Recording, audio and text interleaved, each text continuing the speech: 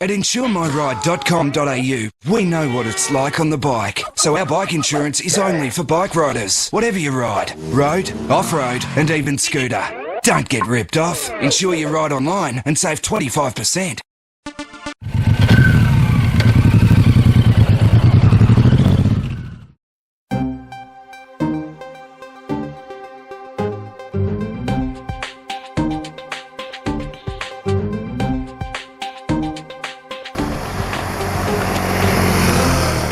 G'day, I'm Guy Allen. Welcome to Motorcycle TV. The toy we're playing with today, BMW's R1200R. Now this is kind of the base model in the Boxer range, and it goes as close as BMW gets to a plain Jane motorcycle.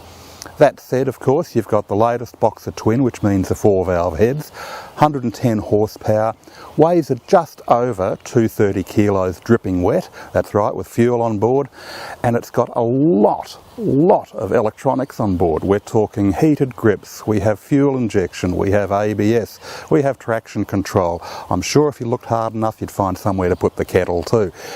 But the idea behind the bike is it's meant to be a bare bones bike. What about the power? 110 horsepower, not a huge amount these days, but really is more than enough to get this thing herring along at a pretty good rate. It's the one thing you won't be short of on this bike. Brakes are responsive, they're strong, you've got the ABS safety net there, no complaints. Gearbox, look, it's typical BMW twin. It's not the slickest thing out there, but it's okay. It's easy enough to change, it's accurate, and the shaft drive is pretty unobtrusive. So overall, the powertrain works well. There's an 18-litre tank on board. That means you've got a pretty healthy range. Overall layout of controls and switches is just fine. BMW's had plenty of practice of this. Of course, it's got the typical 3-switch indicator system, which is a bit of a quirky thing that BMW has stuck with for a long time, but really that's the only thing that's really out of the ordinary on this motorcycle. Everything else is pretty much instinctive. Typical of BMW, there are a ton of accessories available for this thing, not least of which is luggage, and that's really the most obvious one. Panniers are a good thing to get while the bike's new. BMW makes a very good set that mounts and dismounts easily enough. It'll probably cost a bit, but long term it'll also probably add value to the bike. So this bike is going to have a competitor within its own range, which is the R9T, which is a super retro based in theory, or at least harking back to the classic R90s of years gone by. This bike is more of a plain Jane all-rounder, if you like. Typically for BMW though, this has a somewhat minimalist feel when you're on the bike. It's a big Boxer, not heavily stressed. You're doing about 3,400 RPM at 100 kilometres an hour. But at the same time, you've got all this electronic wizardry underneath you to make sure that if you do have to pull up in a hurry or something else goes wrong, you've at least got a pretty good fighting chance of getting it all under control again. Something I should mention too is this bike has electronic suspension adjustment on board as standard. Now BMW typically loads up a lot of these bikes with lots of extras like that.